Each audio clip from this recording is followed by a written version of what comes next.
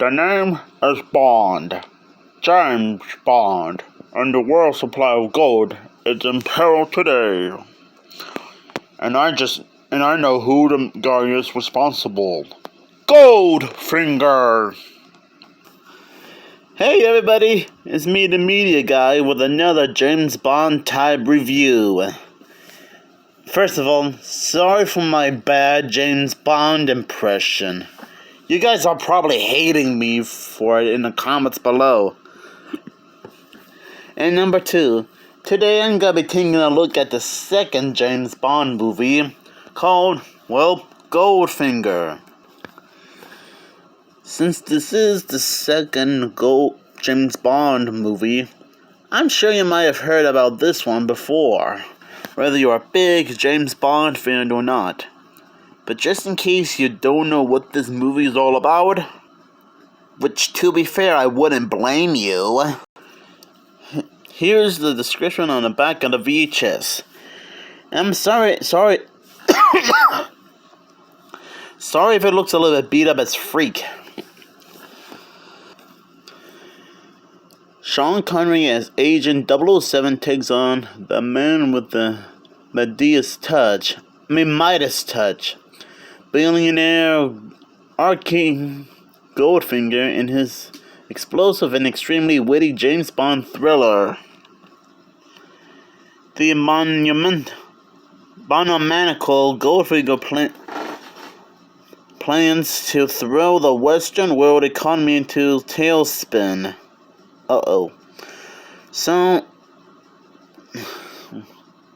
Bond must stop him from stealing all the gold from Fort Knox. The movie boasts such memorable characters as Pilot Pussy Galore. Don't take that out of context. An Asian hatchet man, Oddjob, who's significant one lonely lady by coating her body with gold paint, and another by breaking her neck with a steel-brimmed hat that he tosses like a spinning disc of death. If you guys already saw the movie, you pretty much know what it means. And there's Goldfinger himself, a pudgy, utterly ruthless villain who nearly puts an end to Bond's career as a ladies' man with a well-placed laser beam. Oscar-winning composer John Barry wrote the score, highlighted by the unforgettable title tune sung by Shirley Bassey. I hope I'm saying that right. Not gonna lie, this is like a great follow-up to the previous James Bond movie that I previously covered yesterday. It has a lot of great action sequences as usual. Sean Connery still does a fantastic job playing 007, also known as James Bond. The plot is very interesting with a beginning, middle, and end. And I do like the name of the villain, Goldfinger. And if you guys were already big fans of Austin Powers, you would know that the third film, Goldmember, is like a spoof on Goldfinger. Which, to be fair, if you saw my review of all 3 Austin Powers movies, they were spoofs on James Bond. And with a name like Goldfinger, you pretty much know what his goal is: to steal all the gold out of Fort Knox. And try to put the world's economy into quite a tailspin. We should all be glad that James Bond is on the case, and he's got to put an end to Mr. Goldfinger's plans to steal Fort Knox. Steal all the gold out of Fort Knox. And I thought Dr. No from the previous James Bond movie was a bit wild and insane. You have to admit, James Bond never seems to give up, doesn't he? Thank goodness this time he has a lot of gadgets to help him through this mission. Like a very fancy spy type car that has all sorts of gadgets, like a smoke screen, an oil slick, for example, an ejector seat, for example, for any bad guys. So I'm guessing his spy car is sort of like the Gadget-mobile from Inspector Gadget. Before Inspector Gadget was even a thing until 18 years later.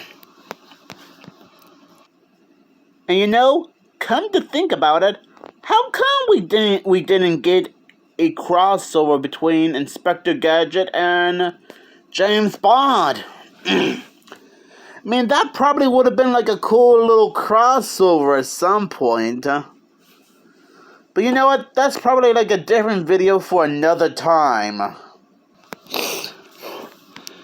And it looks like Goldfinger wasn't the only person James Bond has to deal with. He does have to deal with Goldfinger's henchmen, including like Oddjob, for example, whose head may look harmless, but is actually a very deadly and dangerous weapon.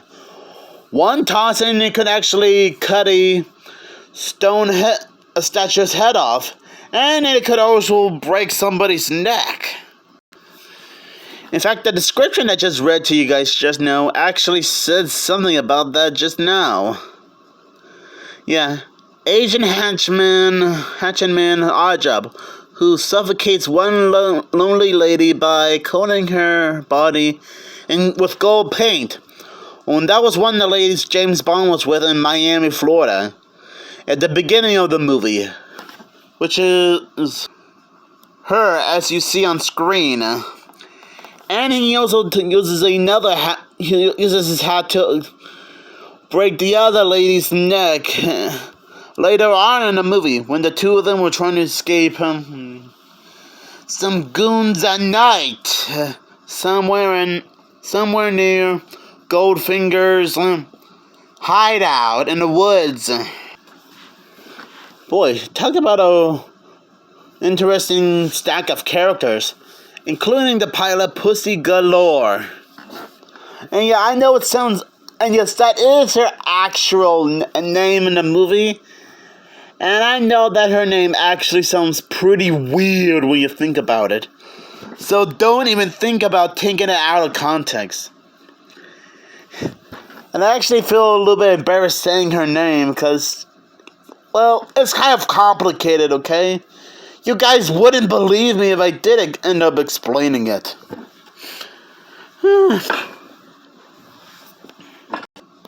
And even though this movie came out in 1964, it still seems to be quite an action-packed movie for all James Bond fans to enjoy. And like I said in my review of the first movie, Dr. No, I am kind of behind on everything related to James Bond, because, well, I guess growing up I wasn't really into James Bond that much. But hey, better late than ever for me to catch up on James Bond. I'm telling you, this guy, Goldfinger, seems like the type of guy you don't want to mess around with. And he really does have quite a fascinating thing for gold, And honestly, I don't blame him for trying to steal all the gold supply in Fort Knox, but I guess his plans didn't go so well.